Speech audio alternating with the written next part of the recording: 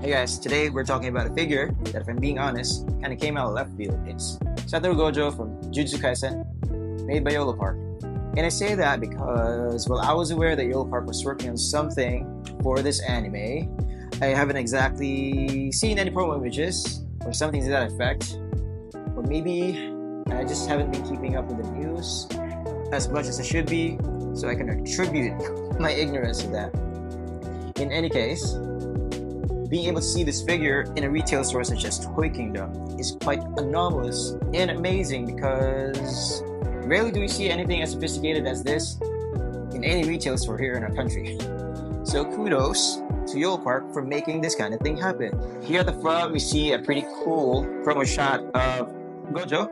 Here at the back, we see another promo shot, or rather a render, a product render. Different configurations, height configurations, and then the swirly ball effect part, which is done in red, and that looks amazing.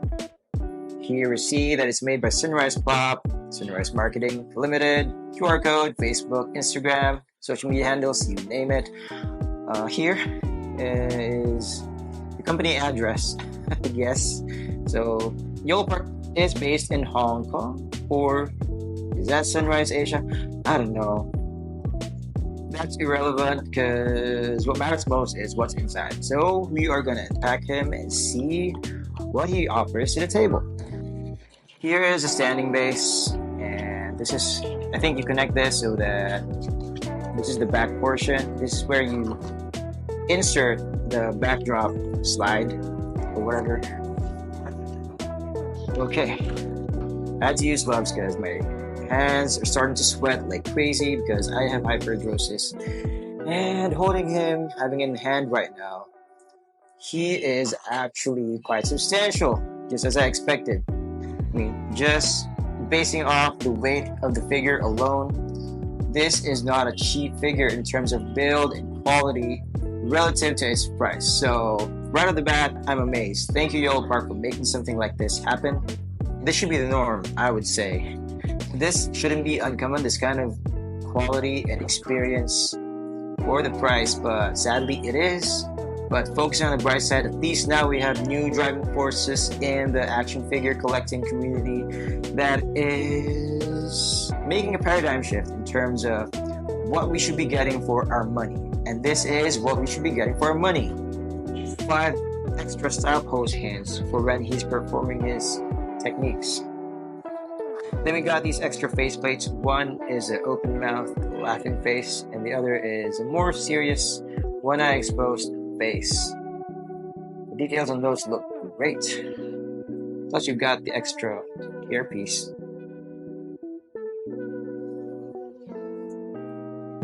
Here's the energy ball, swirly effect. There may not be any paint or shading applied anywhere, not even on the flesh parts, but there are a lot of sculpted details to bring this figure to life. The creases on the shirt, especially where the lower section is concerned, it is made of soft, rubbery material, and there is some kind of glossiness applied to it. And that glossiness works well in its favor because when you put it under lighting, those details, those pieces are illuminated. And just because all of it is molded plastic, it doesn't look bad at all.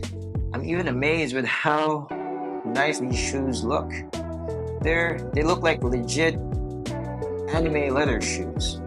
The way they sculpted him and the proportions just look on point to the way he appeared in the anime. And everything is implemented smoothly relative to him being an action figure, because when you want an action figure, you just can't avoid any breaking of the sculpt. But they made it so that everything is broken in a way that is pleasant to the eye. And there are a lot of adjustments that you can do to make the joints look as seamless as possible. His default neutral face looks awesome, but there's some gapping here at the top between the hair and the forehead, so that's kind of off-putting, but you don't really need to laser focus on that. It's as if you're looking at a Japan import product, but at less than half the price. The back is just as detailed as it is on the front. Moving on to articulation, let's see what he can do. Let me pop this off real quick. Okay, Okay, so there are two neck joints, one below the head and one connected to the shoulders. Using both joints, you can look down as far as that, looking up. Decent enough range, but not as far as it goes down. But that's okay. Hair bumps into the collar, and there's nothing much you can do about that unless you remove the collar. Wait, I actually managed to push it farther. That is great. That is a great range. So I can move side to side. You can actually rotate 360, but you don't need to do that. So we see a ball cap that hides the double ball peg inside the shoulders. So it should function similar to a butterfly joint. Nothing much moving forward, but there is enough movement to make it justifiable. Moving back, same range going forward. So that's great. There is a bicep swivel. That is a good looking bicep swivel. And then shoulders can go out all the way. Can give you a Y pose. You can also pull it down and push it back, depending on how you want to make it look. Shoulders. The elbow joints look nice, and when you articulate it, it doesn't really break the sculpt so bad. There is some gapping there, sure, but if you want to hide those, then you just have to kind of limit the amount of range you're using, such as that. Unless you really want to push it farther because of some certain poses, then you can do that as well. As for the hands, there is a ball joint that allows you to position it any way you want. So that is great. There's a double ball peg in between the torso, and moving forward gives you that much range. That is awesome. Going back just as far as it does, go forward. And maybe you can also utilize the joint here below. Actually, you can. Let me look at what's underneath there. So there's also a double ball peg down here. So using both of those joints gives you that much range crunching forward, and I think that's more than enough. Let's see how they did the legs. There is a drop down hinge that is going to give better range kicking to the side and forward, supposedly. There's also a thigh cut, which is hidden pretty well when you pull his shirt down. So that functions so nicely. And the knee joints, probably as good as the elbows. It's actually better because there virtually isn't any gapping in between, where it's so minimal that you can just ignore it. You can kick his own ass. The ankles can go back that far, go forward that far, and there's also an ankle rocker. I would say a well-implemented toe joint because of where the pin is placed, but right now I don't really see it functioning the way it's supposed to. Okay, let's see what those drop-down hinges can do. Doesn't really afford him full-on splits, but that's okay.